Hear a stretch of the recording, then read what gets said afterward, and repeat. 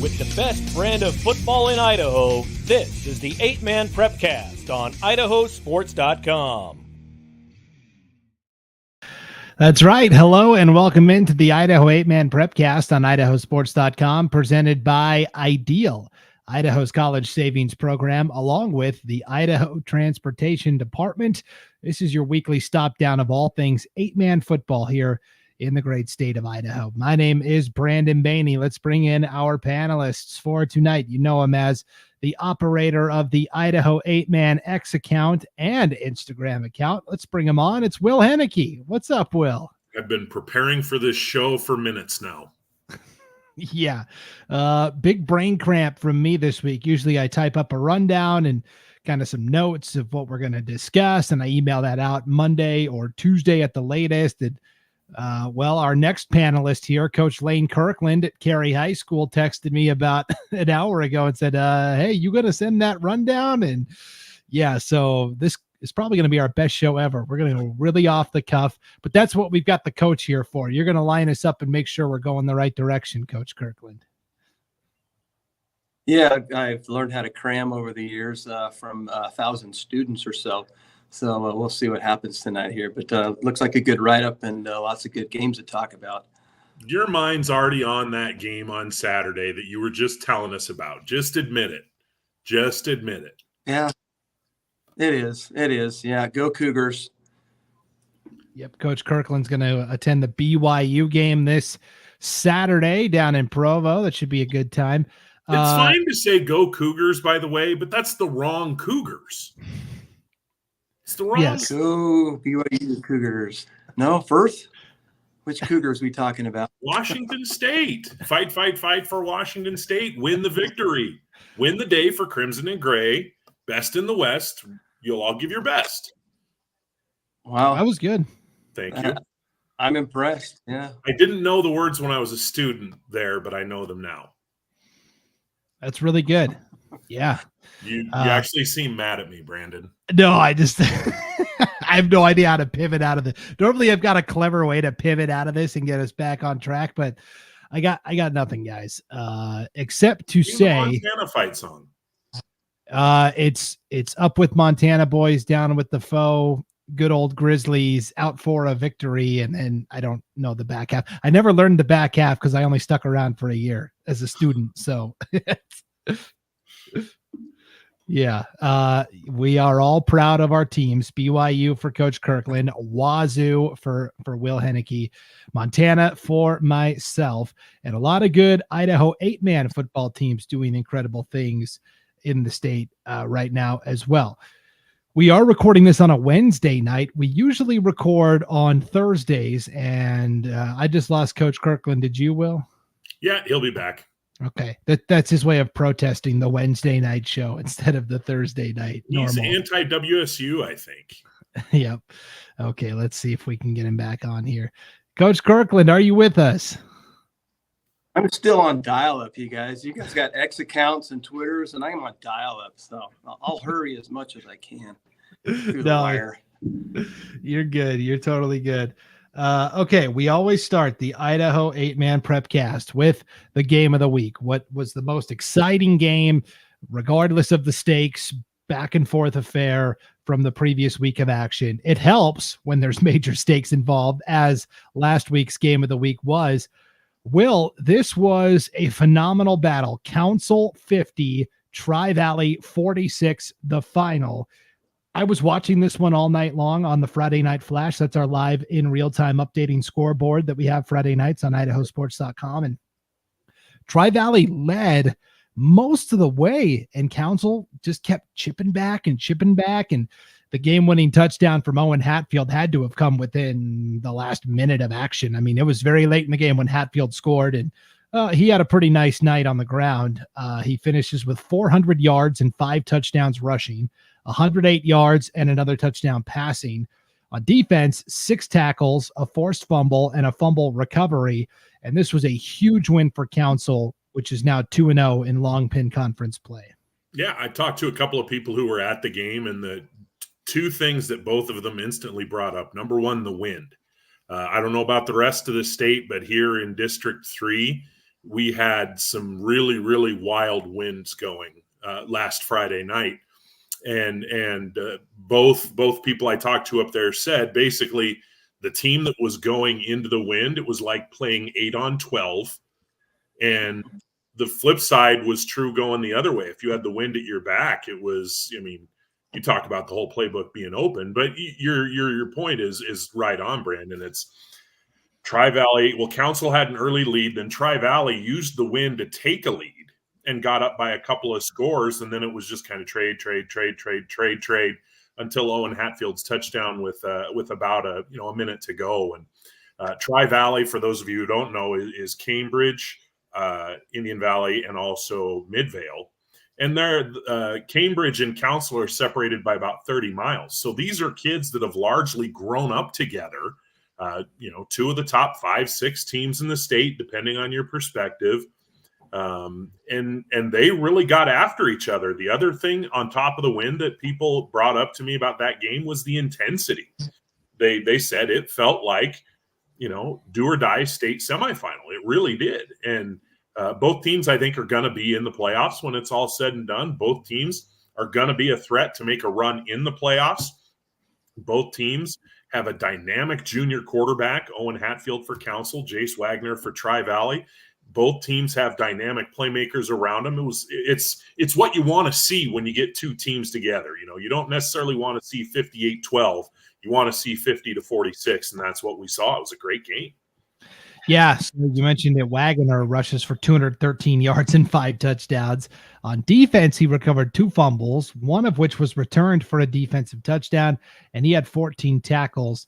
Coach Kirkland, this was one of those games where it just seemed like whoever had the ball last was going to be the team that came out on top. And, I mean, boy, 50-46, you couldn't ask for much more.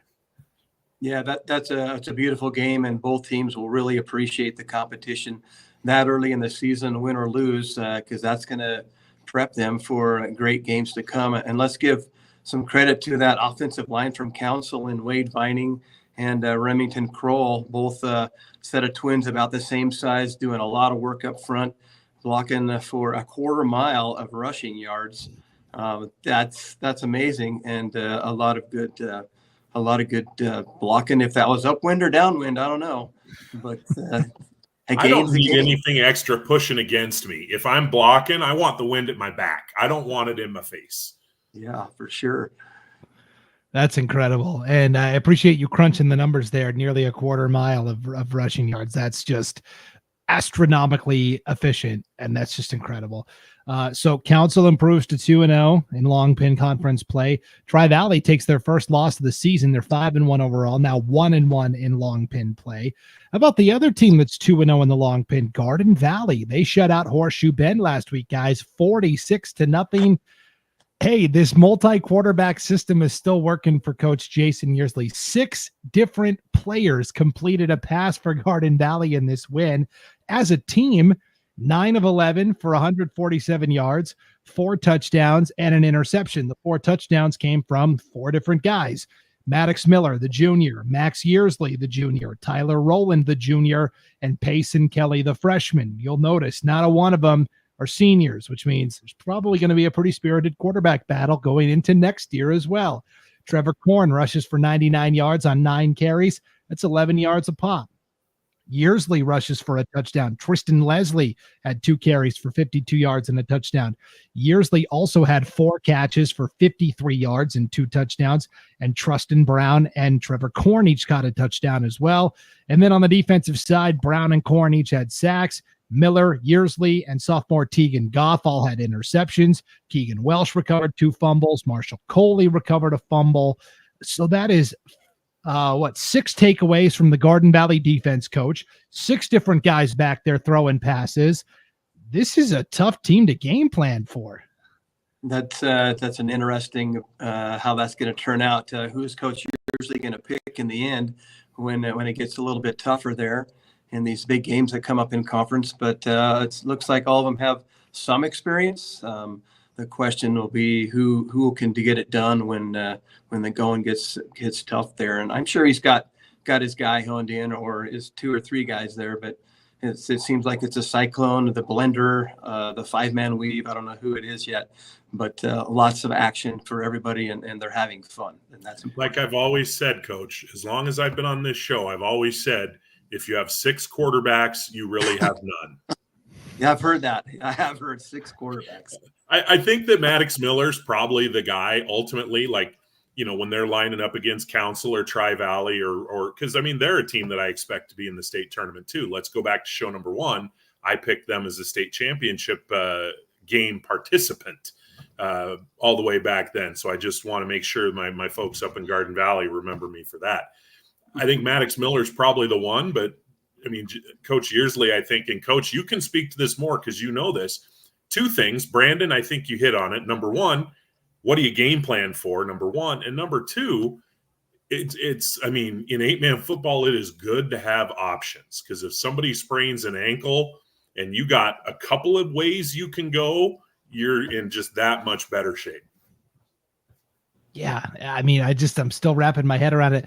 You said if you have 6 QBs, you have no QB, and yet they were 9 of 11 passing for 147 yards and 4 touchdowns. I'd hate to be the one guy that threw a pick. Like maybe that's how he gets eliminated from the consideration. It's a survivor pool. You threw an incomplete pass. Now you got to go. Yeah.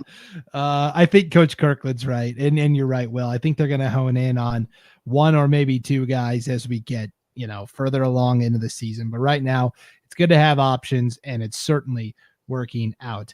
The other team that picked up a win Friday night in the Long Pin Conference was Cascade. They beat Salmon River 34-16. Stuart Derrick was 10 of 18 passing, 116 yards, 2 touchdowns, also carried the ball 18 times for 189 yards and had 10 tackles and a pick on defense.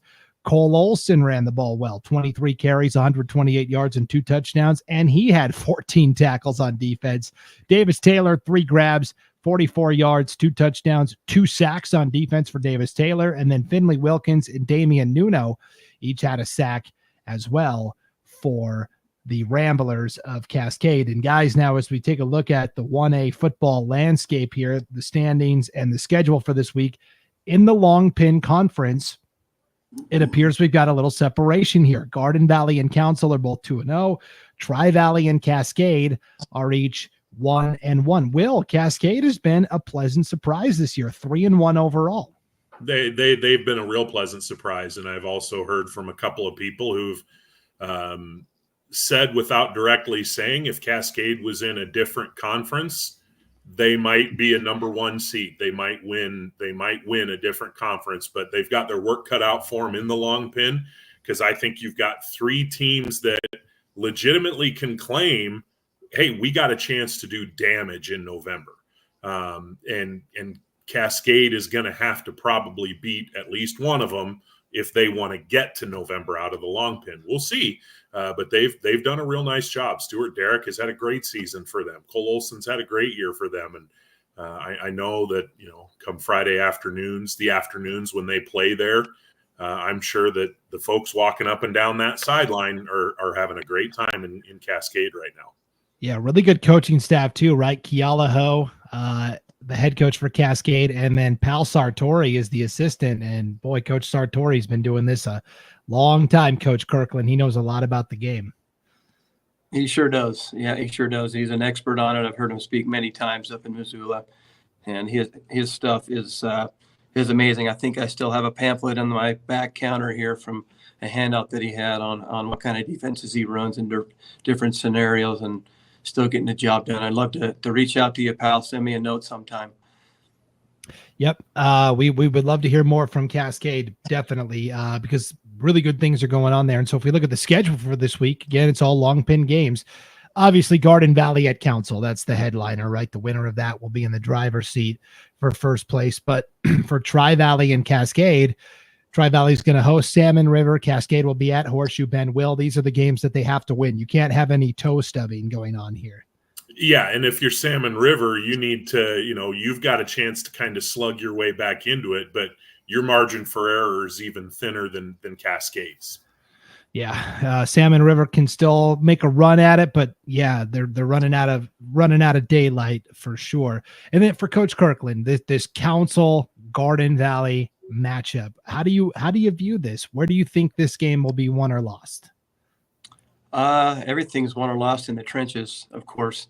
And speed always kills, but I think that and Council has a lot of speed as well as Garden Valley. But I think as long as Council has come out of this game healthy, and I think they're going to add one of their faster players back to the roster this week that didn't play in that game. I'm not sure. I haven't heard back from Mr. Hatfield, but I think Council has gained a lot of experience in this and in the slugfest, in a wind fest, and I think Garden Valley better brace themselves for a good storm. I'm sure Coach Yearsley has a good game plan. But the Lumberjacks seem to be on a roll right now and on a mission to try and win this conference. And I've seen this the past couple of years with Garden Valley. When they really need to, when they're in a tight game, when their backs are against the wall, they'll pound the ball. They'll just pound it between the guards. Trevor Korn, they got no problem turning and giving him the ball 20 times and just beating on that defense. They haven't had to do it yet. They've been able to keep him pretty fresh and have some fun with all those quarterbacks and receivers. So, that to me is kind of the X factor there too, Trevor Korn, and can Council get a stop on him defensively. But that's what's going on in the Long Pin Conference this week. Let's take a look at what's going on in North Idaho. That's where our second best game was a week ago. It was one of those crossover games between District 1's North Star League and District 2's White Pine League. Lakeside and Deary.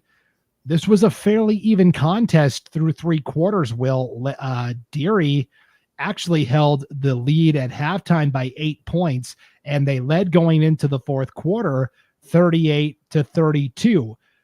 The only time Deary didn't score in any quarter was the fourth, and Lakeside scored once, and it was enough. Lakeside outscores Deary 6-0 in that final quarter to pick up the 40-38 victory. Tough fought battle for the Knights. They're still undefeated, Will, at 5-0. Two simple points for me on this one, and then I'll turn it over to Coach Kirkland. Number one, Coach Olson and the Mustangs in Deary, little bit of a slow start. They're starting to round into form a little bit. Their marquee players are starting to perform. They seem to be fairly healthy. I haven't heard otherwise. And then the other one is Tyson Charlie for Lakeside. What did he have? 5 more touchdowns? Yep. At what point do we put him right up there with, Connor Perkins or Preston Wood or some of these other players as a 1A state player of the year candidate? Kid's having a phenomenal season, and he's quarterback in a team that not only, they only won a couple of ball games last year. They weren't a playoff team. Not only are they undefeated now, but I don't know of too many teams that are going to be really excited to have to play Lakeside. And Lakeside is doing this with Charlie carrying a lot of the lifting, and they kind of like Garden Valley have a guy they can turn to, Jarius Side John Moffitt, when they need to, and just give him the ball, and he can just beat on you defensively for sure. So Charlie had 1 passing touchdown to Josiah Dole, 4 rushing touchdowns. Lane Morris has a rushing touchdown for Lakeside as well. And for Deary, you mentioned it, Will. I don't know if this was because of an injury or just a position change, but Nolan Hubbard has gone from quarterback to receiver, it looks like. He caught a touchdown pass from this freshman, Jarrett Keene, who's come in and spun the ball really well for Deary. So the freshman Keene, 3 passing touchdowns, a rushing touchdown. Dawson Bovard had a rushing touchdown, and then Jacob Meckling caught 2 touchdowns, and Hubbard caught 1.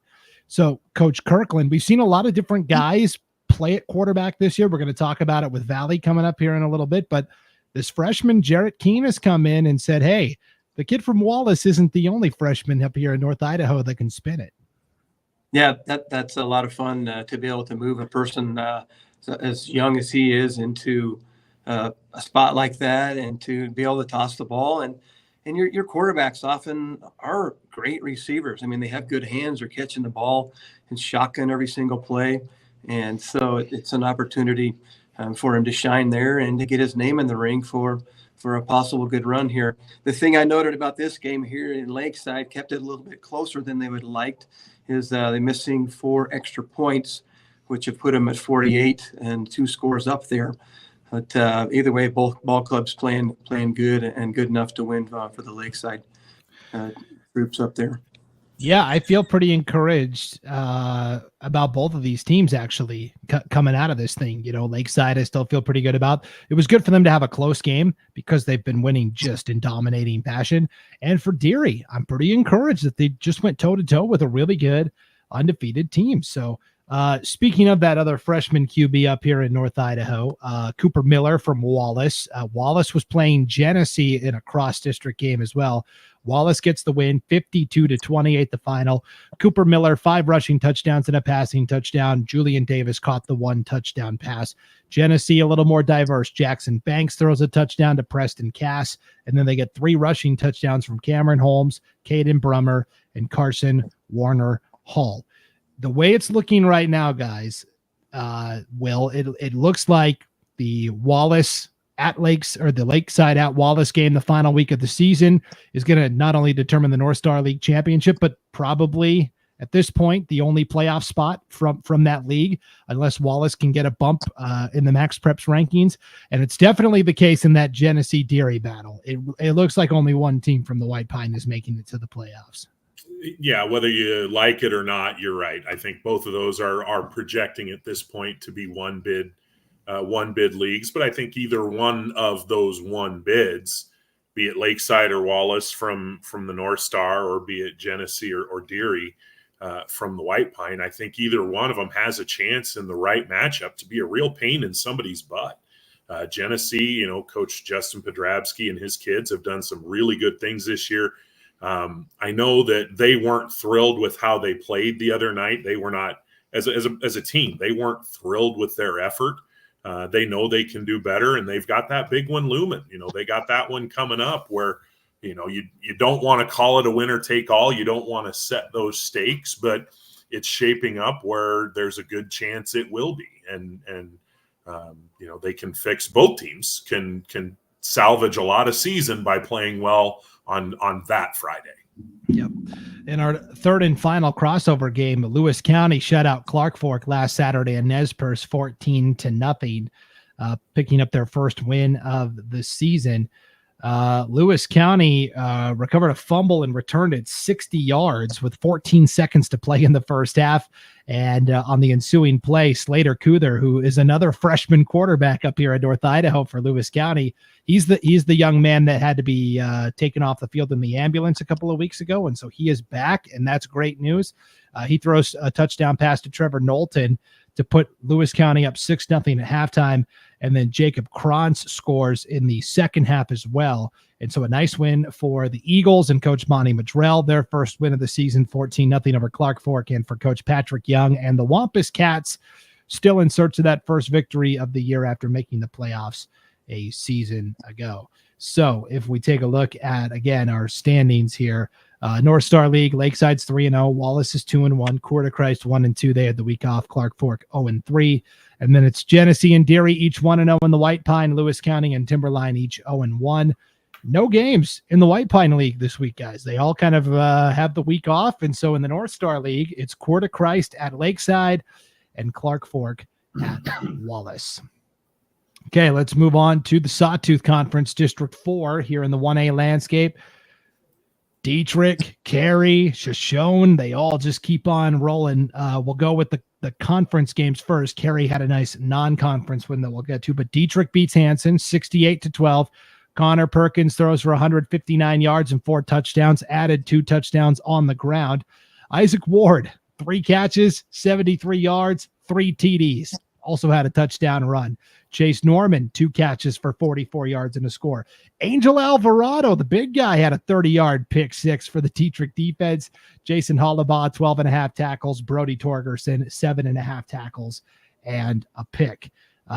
Dietrich just rolling along here, Will, ahead of what promises to be an entertaining game with Carey this Friday night on our IdahoSports.com Gem State Game of the Week. Yeah, and they've done it their normal way. Connor Perkins leading that offense, but he's got tools around him. Wyatt Snedden, Brody Torgerson. I think he rolls out of bed and gets 6 tackles before he hits the floor. He's just a fantastic football player, and this is one of those, quote unquote, if I could buy a ticket and go, I would, because I would. I think this is going to be one whale of a football game. Well, you can tune in on IdahoSports.com and catch the game for free, Will. No purchase necessary. So we'll bring that to you. There you go. Shoshone beats Richfield 72-6. They just keep rolling along. This is their best start in at least a decade, which is just fantastic. Castleford in the other conference game beats Camas County 40-6, Coach Kirkland. This was a nice game for Castleford and Coach Brian Lowry. Yeah, I caught up with Coach Lowry about 6:30 tonight. He called me after practice, and we chatted for a little bit. He said this game felt good to get a good win against Camas and get his troops back in line. He said Eric Lemus had a good night once again, carrying the ball for about 160, 170 yards and doing some damage, leading the team on defense as well. But he says his kids are still hungry, still firing, and still wanting to get 2 more victories this season as they wrap up conference play. I think it's with Richfield and Hanson. The Wolves still a dangerous threat. Still on the prowl. Those are 2 gettable games for sure for Castleford, no doubt about it. And then in the one non-conference matchup, Cary defeats Rockland 64-6. Preston Wood, perfect 4 of 4 passing, 89 yards, 2 touchdowns, 5 carries for 45 yards, and another 2 touchdowns on the ground. Eddie Gamino runs the ball 5 times for 67 yards and a score. How about this? AJ Black, Gabe Saili, and Wood all catch touchdown passes. Yes, Wood even caught a touchdown pass. It was from Stockton Sears. Black and Sears had interceptions on defense, and Black had a 94-yard kickoff return for a touchdown. So again, it's the same names, but they're contributing in all 3 facets of the game, Coach Kirkland. Yeah, lots of guys getting in from the Panthers on touches on the ball and kind of spreading it around. I did watch the game on Huddle, and they looked very efficient in that game against a kind of a depleted Rockland team that's still battling some injuries and still fighting hard. But the Panthers look tuned up and running really smooth right now. For sure. Hey, Will, here in the chat, this is our boss, Paul Kingsbury. You can ride with me if you want, Will. The door is open for you if you want to go. I mean, Paul's going to broadcast the game anyways. So I have something that has me committed until after he would need to leave to go down there and get ready for the game, because he actually asked me earlier in the week if I wanted to go down and help out with the broadcast like I've done a couple of times this year, and I did. But like the earliest I would be able to leave would probably be about 4:30, and going from Parma to all the way down to the Magic Valley for a 7:00 kickoff, that's probably cutting it a little too close. Oh, you told Paul something a couple days ago, and then it's like he forgot and asked you the same question a few days later. Good. I'm glad I'm not the only one. Oh no, it's common. It's common. Just wait until you've known him for about 25 years, like I have. For sure. Let's take a look at the Sawtooth standings here, guys. It is Dietrich 4-0, Cary 3-0, Shoshone quietly 3-0. And 4-1 overall. Richfield and Castle. Don't sleep on Shoshone. I'm telling you, Coach, and I think you'll back me up on this. They're not. I think people assume they're going to be kind of the team that falls by the wayside. They've got a legitimate number 1 back in Hadley Hunt, a sophomore. He's averaging 140, 150 yards a game, and they're playing with a ton of confidence right now. They've got a couple of tall hills in front of them, but they're not, I think, the pushover that a lot of people assume that they probably will be. Yeah, Coach Nunnally, I hear from a lot of different coaches out there that Shoshone is on fire, and they are strong, they are hungry, and they're hitting hard and hitting often. And don't put them back on the shelf. I think they are at the forefront, and if you close your eyes, they could knock you out. Yep. It's going to be really interesting to see them as they get to play Cary and Dietrich here on the back half of the schedule. It is Cary at Dietrich. This is a game we're broadcasting on IdahoSports.com. It's our Gem State game of the week, which means multiple camera angles, enhanced graphics. We really give it the works. It's almost like you're watching a game on TV. We also have Hanson at Shoshone and Richfield at Camas County. Guys, the last 2 years, the 3rd place team from the Sawtooth Conference has gone on the road in the opening round of the playoffs to a conference champion and earned the first round upset knockout. We all remember 2 years ago, it was Camas County. They went over to North Gem and took out a previously undefeated Cowboys team. Then last year, Dietrich finishes third. They go to Council, the champs from District 3, knock him out in the first round. Could Shoshone be the third year in a row to be the third place finisher and go beat somebody? I think they could. Matchups obviously matter where, which line you fall on when it's all said and done, but absolutely, I think they could. Okay, well, I'll show you where they land in our If the Playoffs Started Today bracket here in just a moment. It's an interesting matchup for sure. Speaking of North Gem, they beat Water Springs over in the Rocky Mountain Conference 64-22. Same old. Craig Yost, 249 yards, 5 touchdowns. Rusty Hatch, 200 yards, 3 touchdowns. That's all rushing, of course.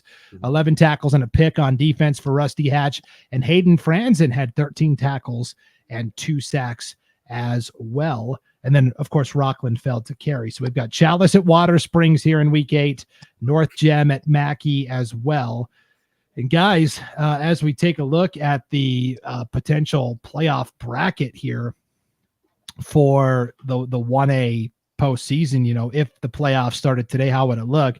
Both North Gem and Mackey would be in, Will. So this game Friday night is kind of an important one for both sides. Yeah, they both need a dub. They're projecting potentially as in right now, but we got 3 more games to go, and North Gem has the game with Rockland coming up too. So this game is really, really important for them. And Mackey went through a lull mid-season where they were a little bit banged up, they were a little bit shorthanded, and they took a couple on the chin. But that's a pretty competitive, pretty feisty group of kids, and I think that that's going to be another game that. Don't sleep on it. Don't assume. I think that's going to be a good matchup. A couple of teams are really going to line up and get after it. So here is our If the Playoffs Started Today, what would it look like bracket for the 1A ranks? Again, 5 district champions automatically get the top 5 seeds. The top 4 of 5 on Max Prep's ranking get a first round bye. Right now, that's Dietrich, Garden Valley, Rockland, Lakeside. Coach, only reason Dietrich's ahead is because they're technically 4-0 and Carey's only 3-0. That's why we're giving them the nudge here. Of course, whoever wins the Carey Dietrich game Friday night will be in that new number 1 position.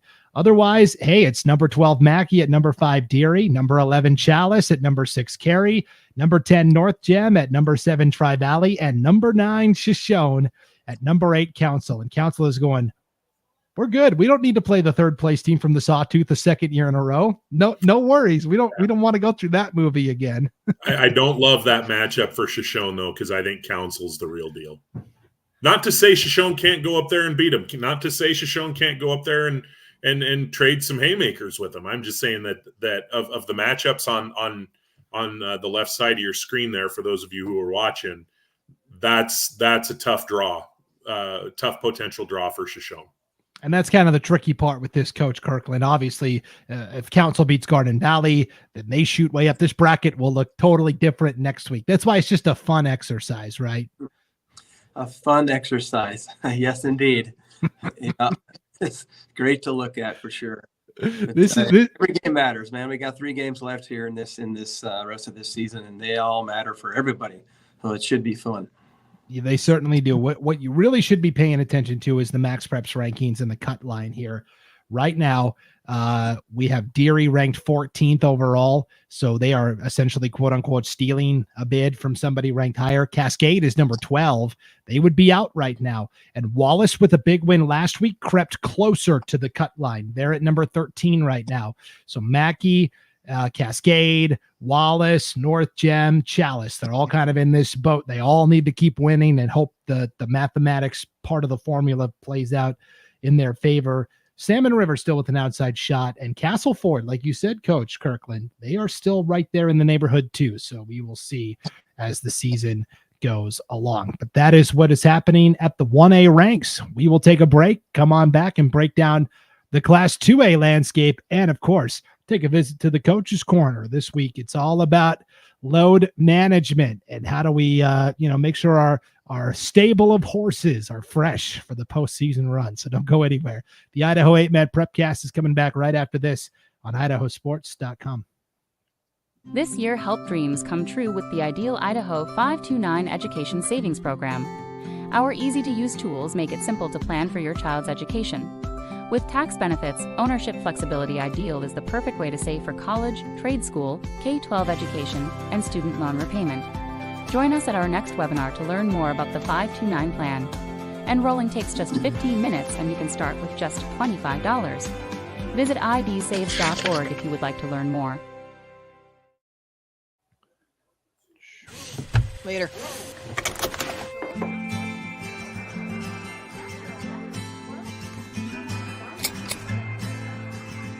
Pizza's here. Girl, thank you.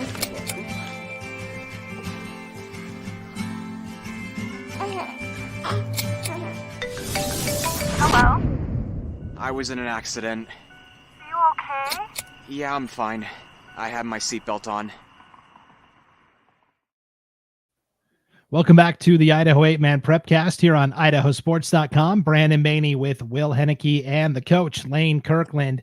The Idaho 8-Man Prepcast is brought to you by Ideal, Idaho's college savings program, and the Idaho Transportation Department. And hey, guys, Ideal and the IdahoSports.com 8-Man Prepcast are partnering up to give one lucky student in the state of Idaho from a 1A or 2A school a $529 contribution into an Ideal Idaho education savings account. Now, this can be used for college, trade school, apprenticeships, graduate programs, and so much more nationwide. Only catches: this contest is limited to families with children attending or planning to attend a 1A or 2A school in the state of Idaho. The deadline to enter is October 25th. One winner will be randomly selected amongst all of the entries, and that will be announced on November 1st. Now, Coach Kirkland, I haven't done a very good job of explaining this in the past, but this is not just for seniors. This is not just for high school students. This is for anybody K through 12. You could be a kindergartner. Oh. You could win this drawing, and you've got that $529 squirreled away until you're all the way, 12 years later, done with high school. He's not calling you a kindergartner, Coach. Oh, He's not saying okay. you're a You're like- kindergartner. I feel like a pup some days. Like, so if you do the math on that, since I'm the mathematician here, that's over $6,000 if you win that in 12 years in a row. So let's see if we can't get a streak started this year and get our first winner picked. Yeah, so that's the thing. I emailed every athletic director, principal, and superintendent this week with the details of the contest. And so we really want to see a lot of people enter it, Will, because $529, that's nothing to sneeze at in this economy. Oh, for sure. Higher ed being what it is, it ain't cheap to go to college, whether you're talking about going to, a private institution or you're talking about going to a state college.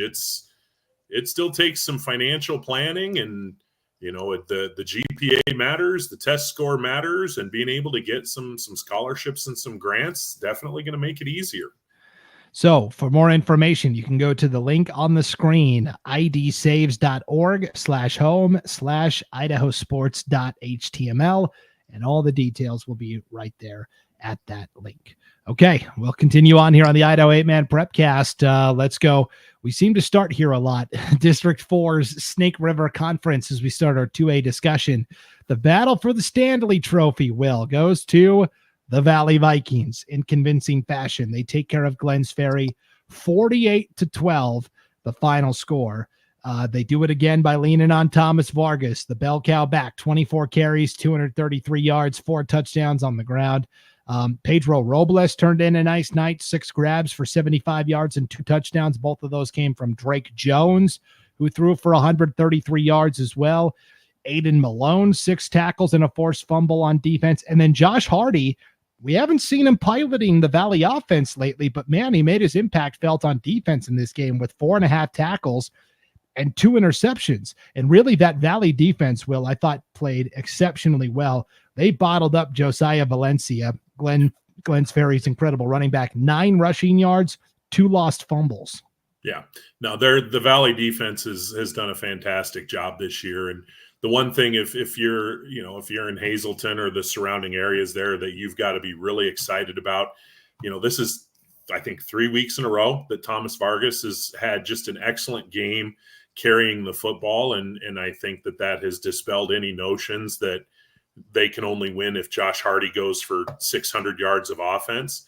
the fact that they've been able to lean on him and get some things done, I think has got to give them a lot of hope going forward that they can make a run. And Coach Kirkland, we talked about with Deary a little earlier. They made that change at quarterback with Jarrett Keene replacing Nolan Hubbard to the point now where Hubbard is just playing wide receiver. I mean, the last couple of weeks, it's been Drake Jones back there at quarterback for Valley, not Josh Hardy, the dual threat. Yeah, gaining that depth with that backup quarterback is good stuff. It's really going to help Valley in the end, and Hardy gets a rest. We'll talk more about that a little bit later. But to have additional guys that can get the job done besides Hardy is a key factor in your advancing through that bracket and winning those tough ball games. And Glens Ferry is no slouch team. That was a big win for Valley. Yep. Other games from the league Friday night, Hagerman beats Murtaugh 67-12. Martin Gonzalez, he might be the fastest guy I've seen with my own eyes. I did Hagerman's playoff game against Mullen St. Regis last year. In terms of 8-man football, he can absolutely fly. He ran for 4 touchdowns, 206 yards on only 7 carries. Coach, what's the math on that? 206 divided by 7. Almost 30. I don't know. A lot. Yeah. I mean, that's just insane. Wyatt Mavenkamp completes 11 of 18 passes, 259 yards and 5 touchdowns. Kai Kendall, 5 grabs, 194 yards and 2 touchdowns. Seamus Merrill, 4 receptions for 51 yards and 2 touchdowns. And we don't talk about it a lot, but this, Hagerman's got all these toys in the toy box, Will. But really, that offensive line, kind of anchored by Alex Johnson, who's a big, strong kid, right? Yeah, their line, both sides, offense and defense, their lines have done a really good job this year. And the thing that you got to love, again, if you're a Hagerman fan, if you're your Coach Hicks, if you're whomever for Hagerman, is they're so multifaceted. Do you gear up to stop the run? Okay, Mavenkamp's going to spread the field and spread the ball around. Okay, do you spread out defensively to try and cover all those receivers? Okay, they'll just slash you to death with their running game. I mean, they're going to be a tough matchup for just about anybody. And as long as their defense holds, which outside of the one game against Valley, their defense has been really good this year. They're going to be a handful. Yep, for sure.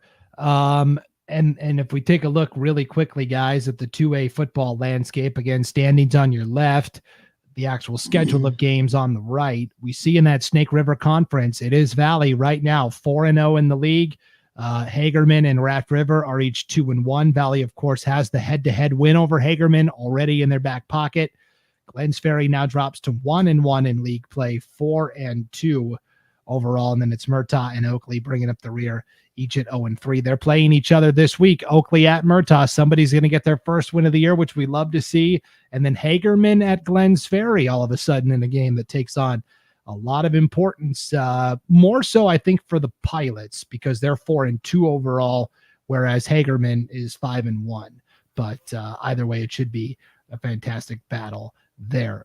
Raft River had the week off. They're going to play Butte County. We'll talk more about that game when we get into our East Idaho part of the breakdown. But Howard Wood had a question here. Do you have a status for Kai Ward for the Butte Raft River game? He is Raft River's star tailback, linebacker, really good kicker too, actually. And he was injured in that loss to Glens Ferry 2 weeks ago. Status, not sure, but we'll find out. And that takes us to the coach's corner this week with Coach Lane Kirkland, and that is load management. How do you, A, keep your guys healthy, right, and injury-free, but B, keep them fresh for when you really need to lean on them the most, which is hopefully deep into November on a deep playoff run? Yeah, a fun subject here that you chose for me to talk about, Brandon. So I thought I'd title it with another fun statement here called Stabling the Horses. You all got studs on your team, so you have to administer proper care for those studs, those horses. I'm not a horse guy. I prefer four-wheelers. But according to Ranger Supply in Peekaboo, who's a proud sponsor of IdahoSports.com, these are the things you need to do to take care of your horses, your studs. Feed them sufficient hay and grain daily. Clean and refill water buckets at least twice daily. Muck out stalls morning and night. Administer proper supplements daily. Check and pick out hooves daily. And rest your horse from time to time. So with that information from Rancher's Supply, let's move to the question.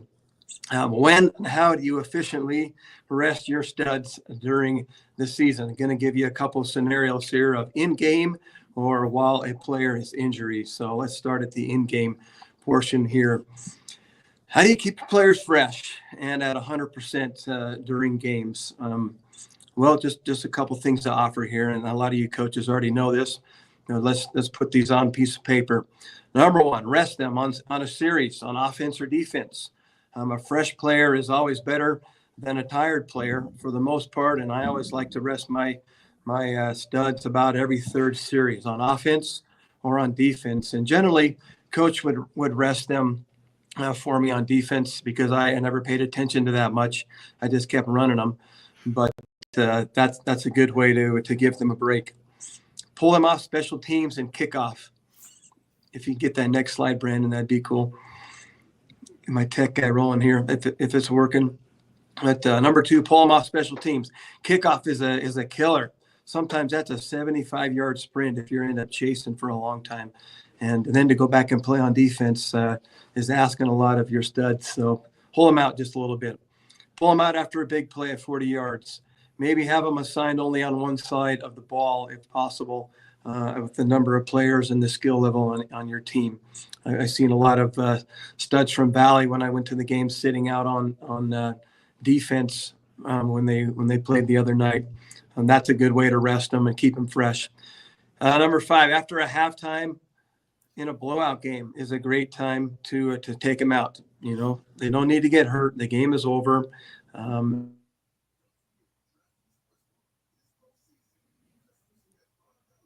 We lost the coach. Oh, dramatic pause.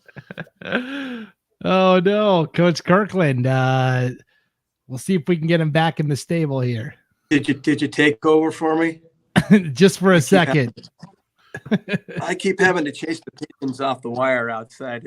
It's not working here. Oh, we'll go fast here. So let's think things. So you can read through those items right there.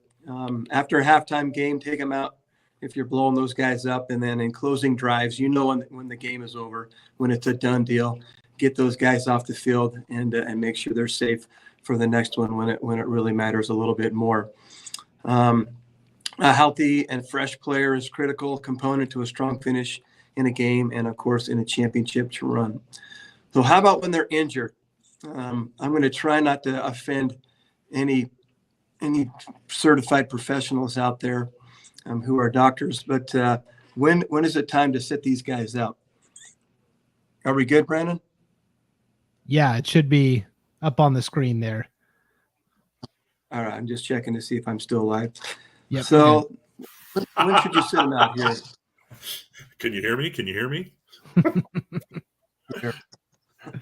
We're there. Okay. Oh boy. Doctor's orders. Number one, I got listed there, the MD special with fries and a medium drink. And I kind of classify doctors in a couple different ways. Number one, some are, I know I'm not calling them couch potatoes, but recommend that you sit on the couch for 6 weeks with the remote and you're out. Others are more like a veterinarian, and they're going to sew up your wounds, wrap it up, tape it up, and get you back on the field. And so I've always recommended to my players a very proactive pro sport doctor who is, of course, safe, number one. Let's get that word in there, but also proactive in getting you back on the field. The first state championship I won here at Cary was because of an extremely proactive doctor who got two of my players who were injured in games 3 and 4 back on the field by the semifinals. And we were able to overcome a great Mackey team in 06 in the Dome, and then went on to beat Salmon River for my first state championship. And it's because those two dudes were back on the field. I had a proactive doctor. He moved to the Wood River Valley from the Pittsburgh Panthers and was working with them and moved to Ketchum. And he was on our sideline helping us cutting partial pieces of the casts off to get those guys out there. So, but we know there's season-ending injuries as well, and we have to follow those orders, and that's important. Number 2, follow the orders also of your mother. If she doesn't want you out there, if it's too risky, you should do what she says, and you'll all be happy, and you make your mom happy as well. Number 3, the coach's intelligence, the demands of the game. Can these kids play through it? You know their strengths and their durability. Is your injured stud now the attack point on defense? If he's out there on defense, is he hurting you there? Is your studs 80% better than your substitutes 100%? Maybe he still needs to stay on the field there, even though he's got an owie. And number 4 there, assess the degree of the injury, of course. And if you don't need them on the field, you should get them off and make sure that they're protected. But sometimes they have to play through these injuries. We all know that. And that's number 4. Player determination. We all know if it's a concussion, they need to be off the field. And I always tell my players, if it's not hanging or squirting blood, you should be on the field and stay out there and give your best for your team. But every player has a different pain tolerance. And I've always said that if you don't have any bumps or bruises, then you're not doing enough. You're not giving your all in this game. So, get it done. Get it done, whatever your pain tolerance is and the degree, of course, of the injury. And, of course, the passion of the players' smell for blood. Some guys just love blood. They love mud, and they've got a ton of guts, and they need to be on the field. They want to be on the field. And those are the guys that are going to get it done for you. And they'll heal up on Saturday and Sunday and be ready to go on Monday. But a key thing to note here, of course, is what active rehab are your injured players doing to get back on the field? It's not a vacation here. Welcome to practice, but you should be doing what the doctor has asked you to do if it's possible and get you back on that field. I've had a lot of players sometimes just come and enjoy the rest of the season. And we want them back on the field and get moving again. So here's a final one to end up on here. What is the benefits of an injury? It's kind of a weird thing to put up on the screen here, but it's real. It offers perspective on the game, appreciation of your health, the discovery why you love football is going to deepen big time because you want to be out there on that football field. I guarantee you those kids that have been out a couple of weeks are feeling those top 3 things right now. And they're going to feel number 4 when they get back on the field. When you return, your vision is going to be clear. You're going to see what coach has been asking you to do all along and what your players are doing and could do better. And your leadership is going to be, I think, heightened because of you being able to see all of that from an injured perspective and not being able to help your team necessarily on the field. When you come back, your team is going to have more confidence than it ever had before because you're a stud and you're back on that field with them again. And your replacement's been trained up. He's on deck and ready. He's probably excited a little bit to give that position back to you, but he's on the ready and can sub in for you on that 3rd series to give you a break. So when you get your conditioning back underneath you, but there are some benefits to that. But just remember, all you injured folks out there, there's setbacks and setups for great comebacks. But an ounce of prevention out there could be worth a whole entire state championship. So take care of yourselves and eat grain daily, and most importantly, get some rest. Hey, that was great. So many things were running through my head as you were going through all of that, Coach Kirkland. The first thing I thought of was it's good to get those guys a rest every 3rd series, not just for them, but it also allows you as the coach to talk to them one-on-one too about like, hey, I saw this out there. Let's do this. Because you can shout and holler from the sideline and who knows if they're picking up the message or not, right? 100%. That extra communication on the sideline is really important.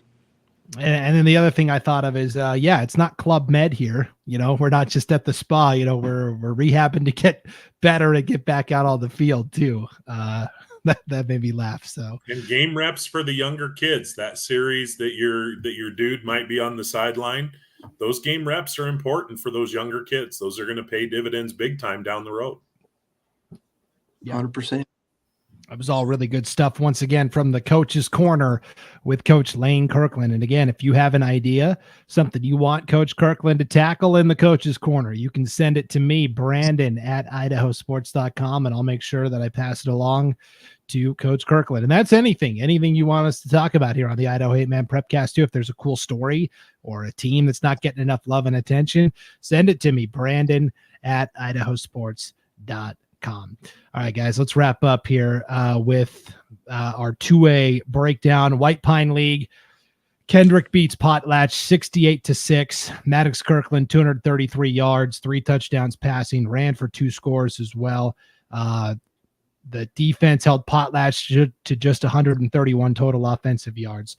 Prairie beats Clearwater Valley in a Thursday night special 54-36, and Kamei beats Troy 62-18.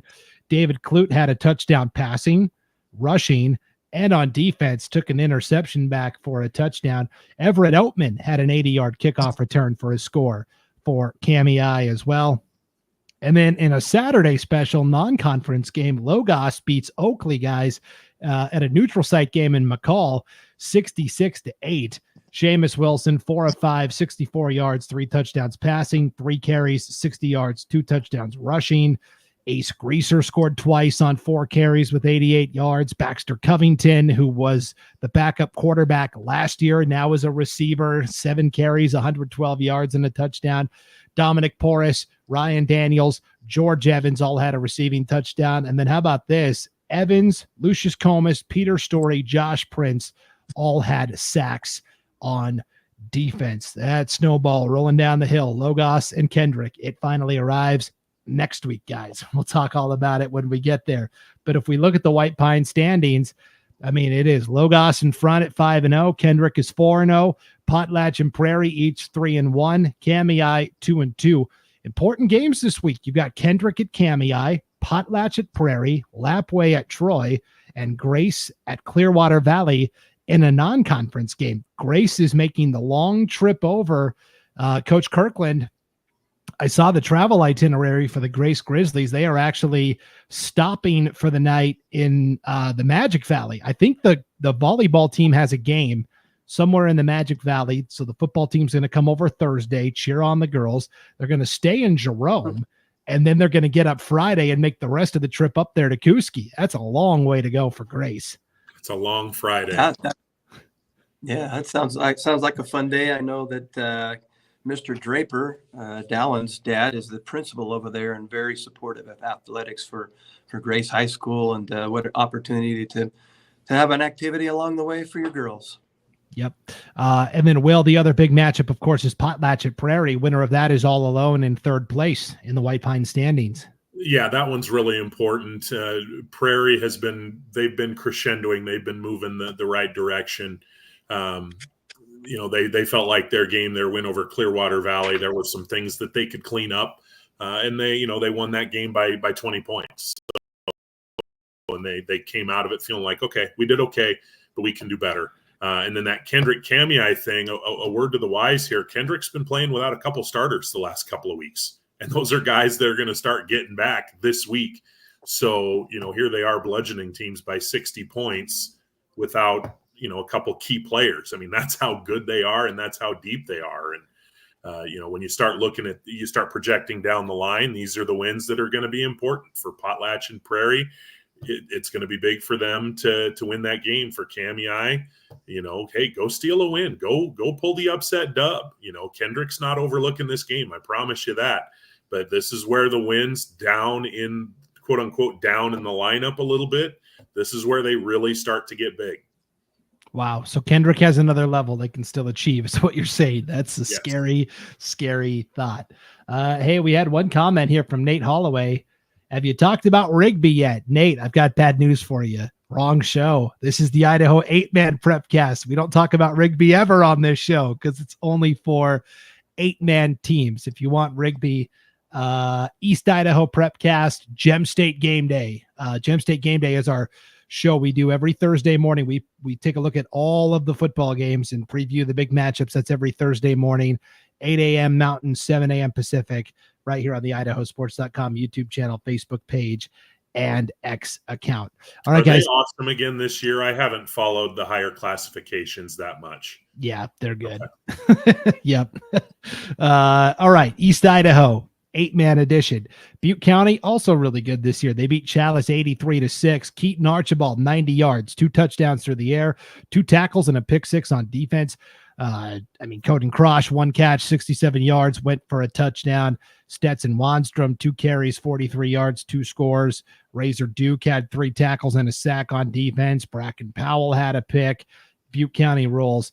Grace went down and played Rich High School in Utah, the Rich Rebels. The interesting thing about that, Will, is Rich plays 11-man football. In fact, they played Bear Lake, an 11-man team from Idaho, just the week prior. So I'm not sure if they played an 8-man game, if they did 11-man defense or 11-man when Rich had the ball, 8-man when Grace had the ball. Coach, you've done that a couple times, haven't you? Where you've played an 11-man team and you've done that. The offense dictates the rules, basically. We played a hybrid game against Wood River and beat them 40-14 in 2020. That was during COVID when that was the only team you could play. You couldn't go outside of Blaine County to play anybody. So the restrictions were on for Coach Kirkland's team that year for sure. It was interesting though. They went and played an 11-man team, Rich, Utah, and fell 28-8. The week 8 schedule there, Raft River at Butte County. Will, that's going to be a really a measuring stick type of game for not just Raft River, but for Butte County as well. For both teams, it's going to be really important. In Raft River, a lot of it's going to hinge on the availability of Kai Ward. Last I heard is it was still very much up in the air when the injury initially happened. They were hoping it would just be a week or 2, which is about the threshold we're at right now. So hopefully for Raft River, you're able to get him back in the mix. It diversifies their offense and it makes them stronger defensively. And then Butte County, you just want to keep going. You don't want to have a hiccup at this point. You've got that gray scheme looming on the horizon in a couple of weeks. Win that game, get your first round bye. That's got to be the objective for Butte County. And being strong against a foe like Raft River is a big part of doing that. Yep. And then as we wrap up here, guys, the Western Idaho Conference over in District 3, Notice shuts out Idaho City last week, 34-0. Centennial Baptist made their season debut, Will. They fall to Wilder, 52-14. You caught the first half of this game. What were your impressions of Centennial Baptist? Well, first of all, it was kind of funny. Coach Roberts, their head coach, they had no subs. They only had 8. They have 9 players on the roster, and they were hoping to add a couple more this week. So hopefully they'll be up to 11. But he doesn't have any assistant coaches. There are no cheerleaders. There's not a equipment manager or nothing. So when his team was out there, if it wasn't like a timeout or a quarter break or something like that, he was just kind of hanging out on the sidelines by himself, calling in plays and just having the best seat in the house as far as watching the game. They're very young. They're physically, they're not very big, which is to be expected from a team that's not young, but they got a couple pretty good athletes. If they can build those numbers, if they can augment those numbers a little bit and get up to a 15, 16, 17 kid program, there are some kids that can play there. And Wilder, this is their second game in a row where they looked, they're getting some things cleaned up under first-year head coach Josh Duty and his staff. I also caught some of the Notice Idaho City game. Notice played a good game. Idaho City was a little shorthanded, and this is one of those, bigger than football moments. They had a player who couldn't attend the game because he had to stay home to protect his house from a wildfire. That sometimes keeping your home takes a little precedent over the defensive game plan. So Jason Rober, the head coach there, just left him at home, and they went and played without him. And that's another team, Idaho City, really young. I think they've got 2 seniors, and they play a lot of freshmen and sophomores. So a couple of years from now, watch out for Idaho City. They're a team that could make a move. Yeah, boy, that's a new one. I haven't heard, I've heard kids having to miss for harvest and helping out on the farm and stuff like that. But wildfires too, that's a pretty serious deal. So hopefully everything turned out okay there. So here are the standings in the Western Idaho Conference. It is still Rimrock in first place at 1-0. Notice and Wilder are each 2-1. Notice has beaten Wilder. Centennial Baptist 0-1, Idaho City 0-2. Rimrock is at Idaho City this week. Centennial Baptist is at Notice. Rimrock is getting closer and closer to clinching the division title, even though they still have 3 more games left. Will, if they win these 3 games, they'll be the undisputed league champions. Yeah, because they've already beaten Notice and Wilder, so you've already got tiebreaker advantages. They've already beaten Notice, so they've already got that tiebreaker advantage. So you go beat Idaho City this week, and what's gonna have to happen for there to even be a conversation is Wilder's gonna have to finish by running the table, and they're gonna have to beat Rimrock. But Rimrock, this is a program down there in Bruno Grandview. They haven't been to the playoffs in a long, long time. They've been painfully close, including last year. Came down to the very last week of the season. So head coach Sam Ward and his kids, I guarantee you they are ready. And they are going to come with their hair on fire, ready to play against Idaho City. And if they can pick up that win, they're going to be one step closer to doing something that a Raider team has not done in a long time. Yeah, Rimrock has had a good postseason history when they played 11-man football in a 13-year run from 1989 to 2001, all as a 1A 11-man program.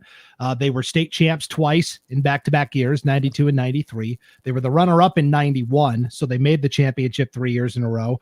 And then they had 5 additional semifinal appearances in 89, 98, 99, 2000, and 01. But since they turned into an 8-man team, they've only made the playoffs twice, 2010 and 2011. They went 0-1 in each of those seasons. The last time they won a playoff game was their championship year of 1993. And so Rimrock, again, the last time they even made the playoffs was 2011. So this is, significant stuff potentially in the works for Rimrock. Okay, let's wrap up, guys, with just a quick peek at if the playoffs started today, what would the bracket look like for 2A football? This, guys, to me, feels the most settled.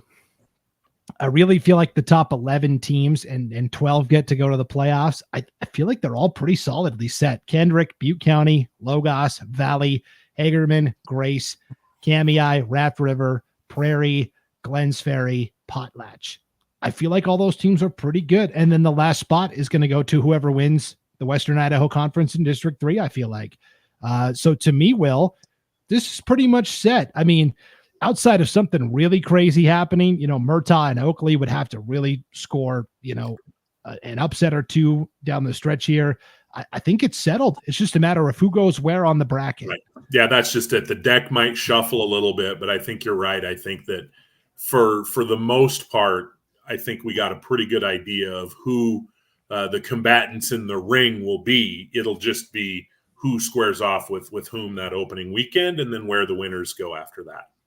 And the winner of that Kendrick Logos game, we figure will jump to the number 1 seed. Really, the top 4, right now: Kendrick, Butte County, Logos, Valley. That's a pretty. If we got that as our semifinals, Coach Kirkland, I think we'd be all right. That'd be a good treat.